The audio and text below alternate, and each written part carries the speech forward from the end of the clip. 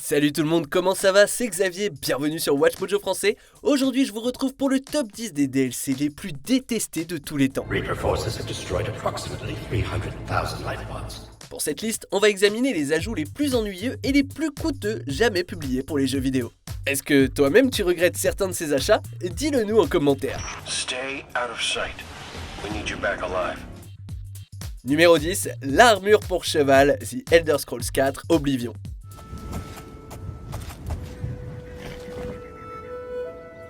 Les compagnies de jeux vidéo ne cessent d'offrir des DLC cosmétiques totalement inutiles pour essayer de soustraire quelques euros supplémentaires à leurs joueurs. Eh bien, l'armure de cheval dans Oblivion de Bethesda est l'un des tout premiers cas. Pour quelques euros, les joueurs pouvaient habiller leur cheval d'une armure impressionnante. Mais pourquoi? Il n'y avait personne à impressionner puisque ce n'était pas un jeu multijoueur. Bon, c'est vrai, ça augmentait la vie de ton cheval, mais ça n'offrait aucune protection supplémentaire. Étrange pour une armure, tu ne trouves pas? Ajoute à ça que tu devais payer 500 pièces d'or dans le jeu pour toute armure supplémentaire. Mais franchement, si on doit payer de l'argent dans le monde réel, ça devrait être gratuit dans le jeu, non? Bethesda n'a aucune excuse pour tout ça.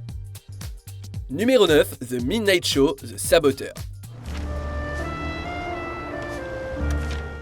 Mettons les choses au clair. Moi, je suis pas quelqu'un de prude et chez Watch Mojo, personne ne l'est. Mais ce DLC pour le jeu Saboteur est quand même douteux, quoi. À sa sortie, Midnight Show était donné à ceux qui achetaient une nouvelle copie et proposé aux autres pour quelques euros. On obtenait des cachettes supplémentaires et un mini-jeu. Par contre, la véritable raison de se procurer cet extra, c'était parce qu'il dévoilait les poitrines de toutes les filles du strip club Belle de Nuit. L'utilisation de la nudité comme incitation à vendre le jeu a évidemment suscité une polémique. Et faire payer à d'autres joueurs quelque chose qui était gratuit dans les nouveaux exemplaires est toujours assez lamentable. Numéro 8, le mode Ranger, Metro Last Light.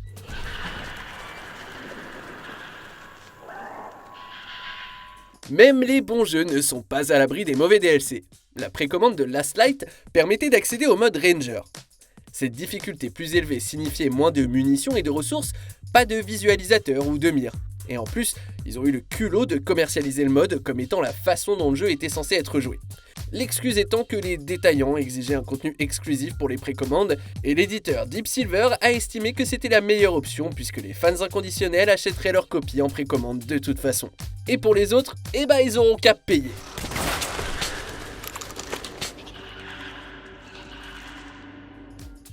Numéro 7, couleur de cheveux, Dead or Alive 6.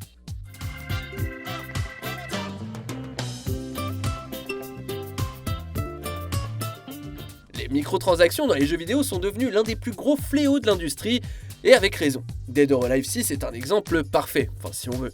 Le jeu de Koei Tecmo offre des tickets premium pour la version PlayStation 4 qui coûtent environ 1€ chacun et peuvent être utilisés pour acheter n'importe quel DLC cosmétique sans acheter de passe de saison.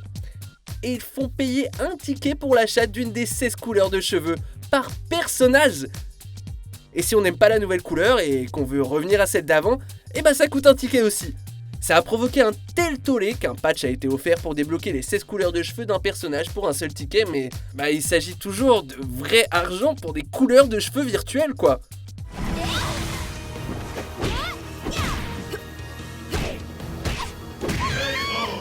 Numéro 6, pack de raccourcis, la série Battlefield.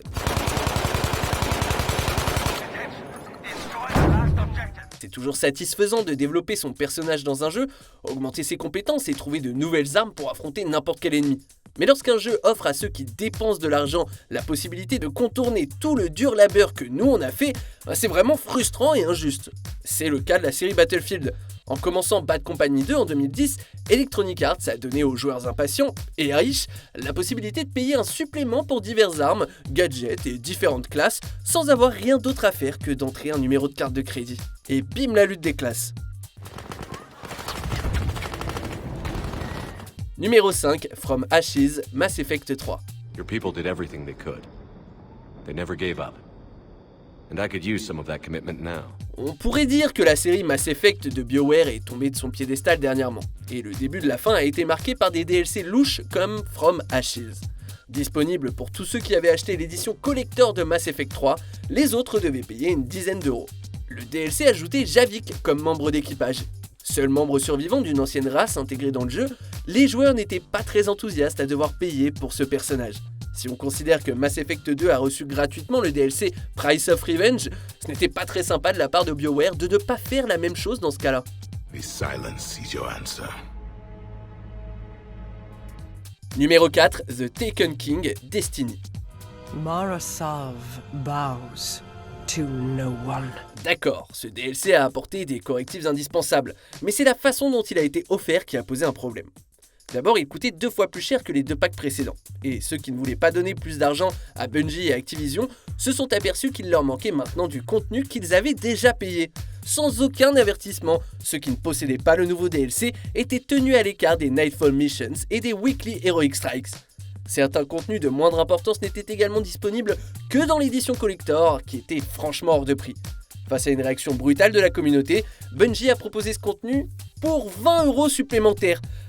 C'est probablement pas ce que les joueurs espéraient en fait.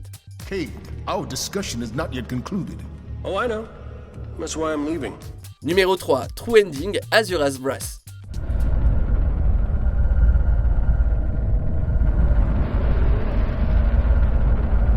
Les joueurs de Azura's Wrath de Capcom ont été surpris d'arriver à la fin du jeu et de découvrir qu'elle n'existait pas vraiment encore. Capcom et le développeur CyberConnect 2 avaient décidé de terminer leur jeu avec un cliffhanger. C'était peut-être audacieux, mais c'était surtout insultant. Les 4 derniers épisodes sont sortis en DLC sous le nom de True Ending, c'est-à-dire la véritable fin en anglais, 2 mois après le lancement du jeu. Et si vous la vouliez, vous deviez payer. Le jeu a peut-être reçu des éloges pour ses graphismes et sa présentation soignée, mais obliger les joueurs à dépenser plus s'ils veulent finir leur jeu, c'est un des pires exemples d'avarice. No more crying. Numéro 2, Fallout First, Fallout 76.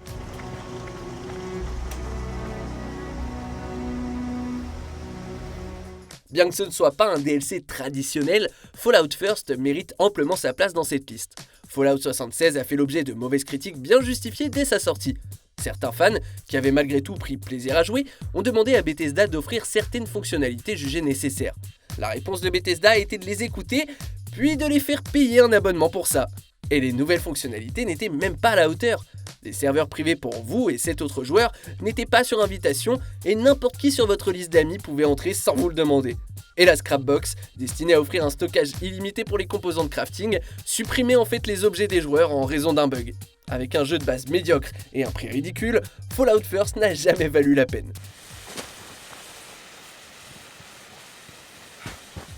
Avant de dévoiler notre plus grosse arnaque, voici quelques mentions déshonorables. Legend of the Mammoth, Far Cry Primal. Ouais, parce que jouer un mammouth est exactement ce qu'on veut faire dans Far Cry.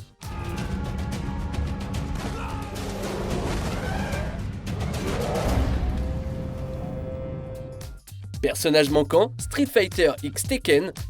Un DLC sur disque n'est jamais une bonne idée. Vega, Bison, Jury, Oscar, Lily. Pack de 25 vies, Sonic Lost World, probablement la plus lamentable prime de précommande de tous les temps.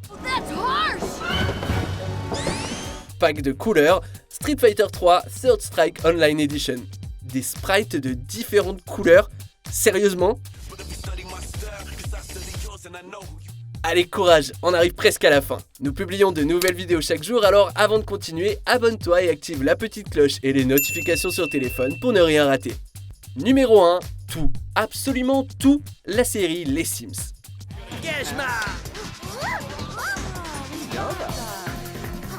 S'il y a bien une série de jeux qui englobe tout ce qui ne va pas avec les DLC, c'est bien Les Sims.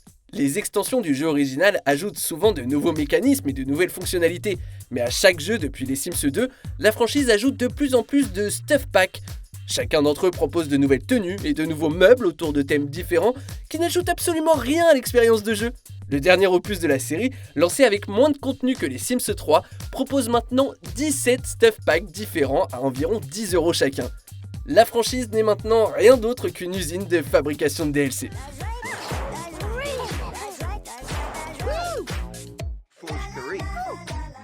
Alors, qu'en penses-tu de cette sélection de DLC douteuse ? Dis-le nous en commentaire et check cette autre super vidéo de WatchMojo français.